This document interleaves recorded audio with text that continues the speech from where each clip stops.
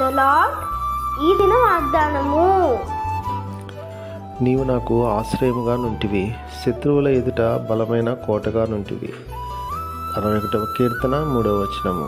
ఈరోజు దేవుడు తన యొక్క వాక్కు ద్వారా ఏమని వాగ్దానం చేస్తున్నారు అని అంటే, ఆయన మనకు ఆశ్రయముగా ఉంటానంటున్నారు. మన శత్రువుల ఎదుట బలమైన కోటగా ఉంటానంటున్నారు. కొన్నిసార్లు మన జీవితంలో మన శత్రువులను చూచి మనము భయపడిపోతూ ఉంటాము, మనము చాలా దిగులు పడిపోతూ ఉంటాము. కానీ దేవుడు ఏమని చెప్తున్నారంటే, మనకు ఆయన బలమైన కోటగా, మనకి శత్రువుల మధ్య ఆయన ఉంటానని ఆయన ఈరోజు తన యొక్క వాగ్దానం మనకి చేస్తున్నారు. సో కాబట్టి ఆ యొక్క వాగ్దానాన్ని మనం చేతపట్టుకొని ఈ లోకంలో ఆయన ఆశ్రయించుకుంటూ, ఆయన మీద ఆధారపడుతూ మనం ఆయన కొరకు నమ్మకంగా జీవిద్దాం. అటువంటి కృప దేవుడు మనకు అనుగ్రహించును గాక.